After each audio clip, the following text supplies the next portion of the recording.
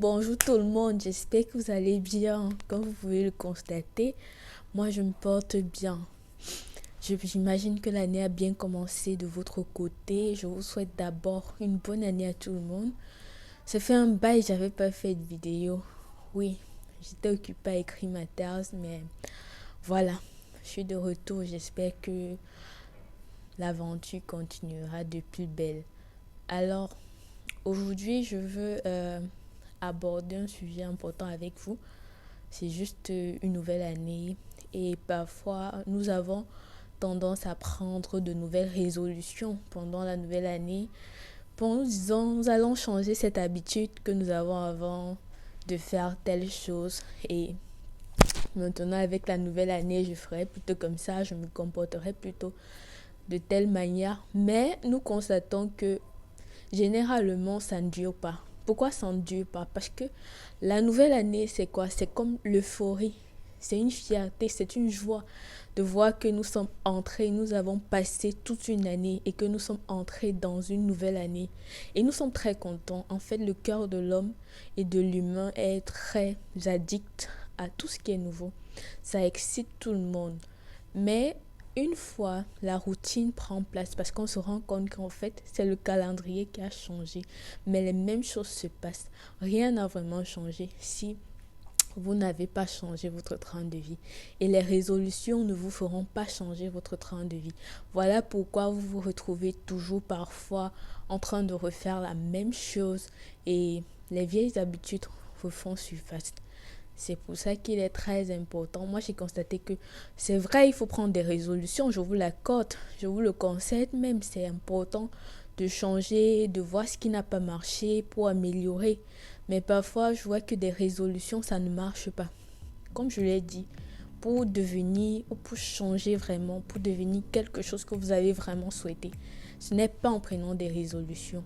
C'est d'abord en pensant que vous pouvez l'être dans votre esprit, puis en accompagnant avec des habitudes et des actions qui vous feront devenir cela plus tard. Parce que si vous restez au dites, bon, cette année, je ferai telle chose, c'est ma résolution, cela ne marchera pas. 2020 nous a montré, ça nous a vraiment montré parce que en 2020, nous avons dit c'est une année 20 sur 20, rien ne se passera comme avant, tout sera excellent. Mais nous avons été surpris, nous avons été touchés par cette crise qui a mis tout le monde en suspense. Tout le monde a paniqué parce que nous ne nous attendions pas à ça. Même les présidents, même les économies, les entreprises ont fait faillite. Certaines autres entreprises ont besoin de renflouement, ils ont besoin de recommencer de leur capital.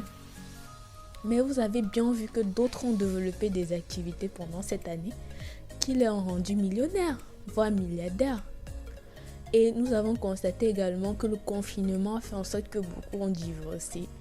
Mais beaucoup aussi se sont mariés, se sont fiancés, se sont dit oui. Pourquoi? J'avais dit ça dans un de mes posts et j'ai refait un autre post hier.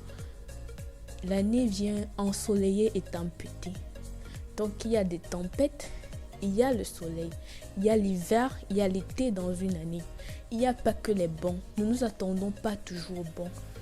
Ceux qui réussissent, ceux qui s'en sortent, savent déjà qu'il faut s'attendre à tout d'une année. Et donc, comme ça, vous saurez aborder le costume adéquat pour chaque saison. En hiver, face à la bourrasque, vous pourrez porter votre pull, votre chandail et quoi que ce soit. Vous pourrez, s'il y a la pluie, vous pourrez emporter votre parapluie avec vous. S'il y a le soleil, vous n'hésitez pas à mettre une échancrure, un décolleté et quoi que ce soit pour pouvoir arriver. C'est ça qu'on dit toujours en fait. Une année vient avec ses bons comme ses mauvais. Il faut s'attendre à tout pour pouvoir y survivre en fait.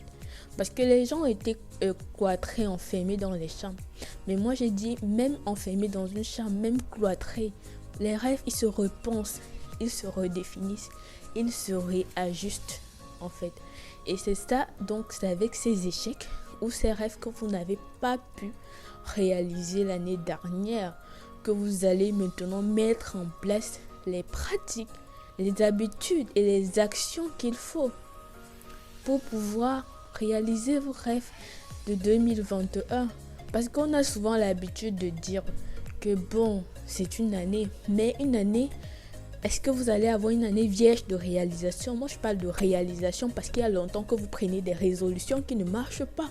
Mais aujourd'hui, vous avez besoin de réaliser. Vous avez longtemps pris ces habitudes. Réalisez donc ces habitudes. Réalisez donc ces résolutions.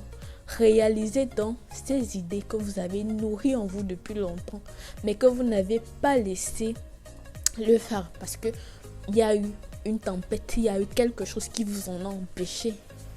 Il s'agit de ça en fait, il s'agit de réaliser. Parce que moi je dis toujours, toutes les années, ce sont des suites. Donc, quand on me dit voilà 2021, moi je dirais en 2020, peut-être en 2020 j'ai sorti le livre, en 2021 j'ai été diplômée, en 2022 je me suis mariée, en 2023 j'ai eu un enfant, en 2024 j'ai créé une entreprise, en 2025, parce que quand au soir de votre vie, quand vous serez en train de faire le bilan, les années se succèdent. Vous allez faire le bilan de toutes vos années. Vous allez être fiers parce que vous avez rappelé telle année, j'ai eu à faire telle chose. Telle année, j'ai eu à réaliser telle chose. Et cela vous rendra très fiers de vous. Donc, je vous en prie, n'attendez pas d'une année qu'elle soit parfaite. J'ai envie de vous dire que trêve de résolution, vraiment trêve de résolution qui n'aboutissent pas. Il est temps de voir la réalité en face. Il est temps de ne plus être trop excité, trop en joie face à une nouvelle année. C'est vrai que nous avons la grâce et le privilège d'être en vie grâce au Seigneur qui nous a permis cela et il est très important de le remercier. Mais à part cela, il n'y a pas que vos résolutions que vous prenez et qui n'aboutissent pas. Il faut apprendre. Les années sont passées. Moi, depuis mon enfance, j'ai analysé toutes les années où on disait bonne année, je te souhaite santé, joie, prospérité, amour, succès, tout ça. Mais si vous ne faites rien, ne marchera. C'est avec le temps que je me rends compte, je grandis et je me rends compte que mais en fait, ça ne marche pas. Ça ne marche pas. Voilà.